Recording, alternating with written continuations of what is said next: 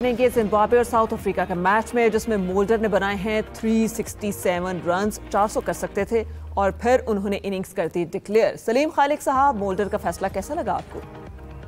बहुत ही बेवकूफ़ी वाला फैसला है। क्या इतना अच्छा चांस मिला था लारा का रिकॉर्ड तोड़ने का, पता नहीं उनके जहन में कहते बेचारे जिम्बाब्वे वाले तो इतने मिस्कीन खिलाड़ी हैं, तो 6 तो भी आउट हो चुके हैं इनके, मेरे ख्याल है आज नहीं तो कल हार ही जाना, तो उनको वैसे ही आराम से अपने करते। क्या उन्होंने सोचा ये समझ नहीं आई, लेकिन बहुत जबरदस्त उन्होंने इनिंग खेली।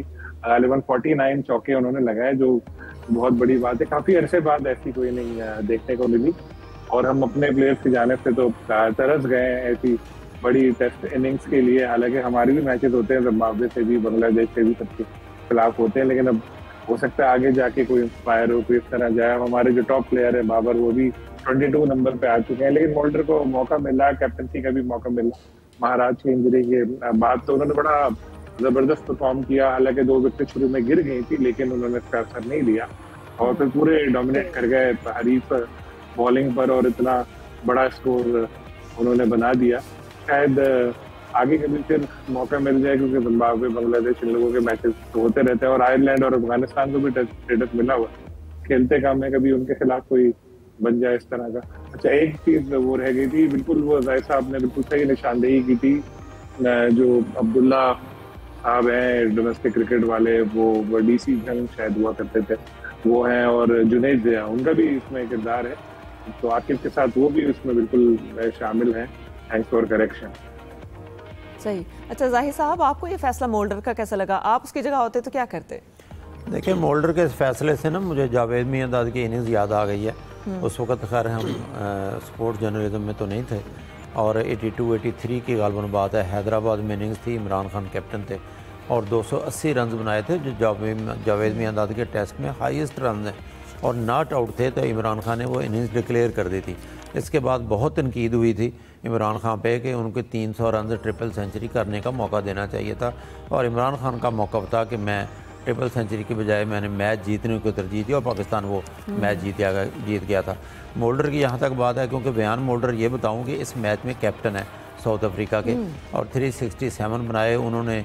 तेज़ तरीन दूसरी जो है वो ट्रिपल सेंचुरी बनाई, इससे पहले वीरेंद्र सहवाग ने बनाई थी तेज़ तरीन ट्रिपल सेंचुरी।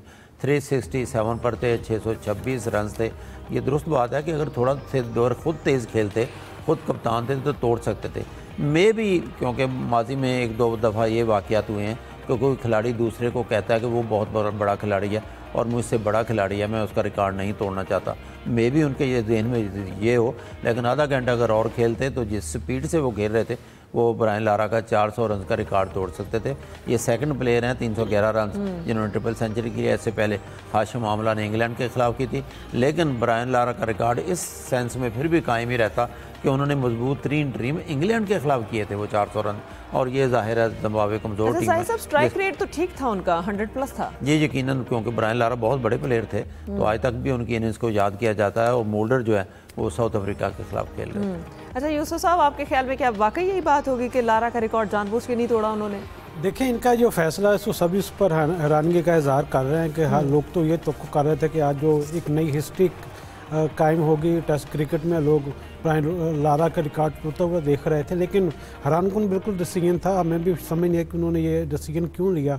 जैसा जाहिर साहब ने भी कहा कि थोड़े से टाइम में अगर उनको आधा घंटा और मिल जाता, ले लेते हो बतौर कप्तान, तो इतनी तौर पर ये एजाज़ हासिल कर सकते थे। इतनी बड़ी इनिंग्स खेलना, इतनी शानदार इनिंग्स खेलने के बाद जिस तरह उसका अख्ताम किया, इतनी तौर पर एक सवालिया निशान छोड़ गया। हो सकता है खेल खेल के थक गए और फिर रिकॉर्ड वाला उनके माइंड से निकल गया, बैठे हुए थे, ब्रायन लारा का रिकॉर्ड टूट गया। देखें, ये बहुत ही एक हिस्टोरिक मोमेंट होते अगर ये चीज़ें हो जाती, लेकिन हो सकता है कि उनके बतौर कप्तान जहन में कुछ और चल रहा हो। जहाँ तक आपने बात की कि शायद थक गए हो, ऐसा बिल्कुल नहीं हो सकता, क्योंकि उन्होंने अपनी इनिंग्स में 48 चौके थे, 4 छक्के भी लगाए, और इस तरह के जो परफॉर्मेंस होती है, इस तरह की जो परफॉर्मेंस होती है, हर खिलाड़ी का एक ख्वाब होता है कि ऐसी अपने करियर में इनिंग्स खेले, और जिस तरह की आज मोल्डर ने उसको मौका मिला था कि वो 400 रन तक जाते, क्योंकि इससे पहले ब्रायन लारा ने स्कोर किए थे 400 रन, फिर उसके बाद मैथ्यू हैदन का नाम आता है, 380 रन उन्होंने जोड़े थे, तो कम से कम और कुछ नहीं तो अपने अगर हम वतन का ख्याल वेस्ट बरार का ख्याल रखना भी था उन्होंने, तो फिर उनको क्या कहा थी कि जो मैथ्यू हैदन का 380 रन का रिकॉर्ड है उसको वो कायम कर ख़त्म कर देते। लेकिन मोल्डर की जानब से जो फैसला किया गया इसमें यकीनी तौर पर एक सरप्राइज़ ही कहा जा सकता है। इसका सवाल तो यकीनी तौर पर आज जब खेल ख़त्म होगा तो उनसे लोग पूछेंगे, जो ख़ासतौर पर वहाँ पर प्रेजेंटर होगा वो पूछेगा कि आपने इतने रन करने के बाद 400 रन की तरफ क्यों नहीं गए, तो उसका जो सवाल का जवाब है हमें शाम तक मिल जाएगा। सही, शाम तक इंतजार करना पड़ेगा, शायद हमें जवाब मिल जाए। जैसे सलीम खालिक साहब बात करेंगे इंडिया और इंग्लैंड के मैच की। अब तो इंडिया ने बड़े बुरे तरीके से शिकस्त दी है इंग्लैंड को और उनके घर पर दी है, तो क्या कहेंगे इस पे? बिल्कुल, एडजस्टन में तो इंडिया की टीम पहले कभी जीती भी नहीं थी या एक आध मैच जीती थी, इसको तो मजबूत किला कहा जाता था इंग्लैंड का। लेकिन जिस तरह से उन्होंने परफॉर्म किया बहुत जबरदस्त, और बिल्कुल जो इनकी क्रिकेट कही जाती है मैकुलम के आने के बाद जो एक नई क्रिकेट लेकर आए थे जारहाना बेसबॉल को, तो बिल्कुल उन्होंने उसको उस मैच में बिल्कुल ही नीचे कर दिया। इस चीज पर बिल्कुल टीम का परफॉर्मेंस इंग्लैंड की खराब रही अगर हम देखें, खासतौर पर उनकी जो बॉलिंग है, इतने रन बनवा रहे हैं और फिर बैटिंग में भी इस तरह से परफॉर्म नहीं कर सके जो बाद में स्मिथ थोड़े बहुत कर रहे थे। लेकिन जिस तरह टॉप ऑर्डर दोनों इनिंग उनकी फ्लॉप रही, इतना अच्छा परफॉर्म नहीं कर सके, ये बड़ा एक अहम रीजन था। इसके अलावा उनके जो कैप्टन उन्होंने खुद ही बात बोली वेन स्टोक्स से, उन्होंने कहा कि ये इंग्लैंड से ज्यादा एशियन पिच लग रही थी, तो पिच बनाने में गलती हो गई, टॉस के मामले में डिसीजन लेने में तो गलती हुई, काफी गलतियां की। पहला मैच जीतकर इंग्लैंड की टीम बहुत जबरदस्त जीते थे, नो डाउट। एक ही दिन में उन्होंने 350 प्लस रन बनाकर मैच जीते थे, शायद थोड़ा ओवर कॉन्फिडेंट हो गया, क्या हुआ जिसकी वजह से दूसरे मैच में अपनी परफॉर्मेंस का मैयार बिल्कुल बरकरार नहीं रख सके। खैर अभी 3 मैचेस बाकी हैं और एक बड़ी टक्कर की सीरीज हो रही है, आगे भी हमें इंटरेस्टिंग मैचेस देखने को मिलेंगे। सही, इंटरेस्टिंग मैचेस आगे भी देखने को मिलेंगे। जाहिर साहब, आपका क्या ख्याल है? कुछ लोग ये भी कहते हैं कि इंग्लैंड ड्रॉ की तरफ जा सकता था लेकिन नहीं किया, उसने हारना पसंद किया। देखिए, आउट क्लास किया शुभमन गिल की टीम ने, और ख़ास तौर पर शुभमन गिल ने तो रिकॉर्ड भी बनाई, आपको याद है पहली इनिंग्स में डबल सेंचुरी बनाई, दूसरी इनिंग्स में उन्होंने सेंचुरी बनाई, और तमाम जो उनके माहिरीन हैं इंडिया के, दिनेश कार्तिक, इरफान पठान, रवि शास्त्री, सबको उन्होंने गलत साबित कर दिया। उन पर तनकीद हो रही थी कि आप जो है कुलदीप यादव को शामिल करें, जो सबसे अच्छे स्पिनर हैं, उन्होंने शामिल नहीं किया। उन्होंने आकाशदीप को शामिल किया जिनको IPL में अच्छी खासी मार पड़ती है, और उन्होंने ज़िंदगी में 5 विकेटें नहीं ली, यहाँ पे वो 10 विकेटें ले गए।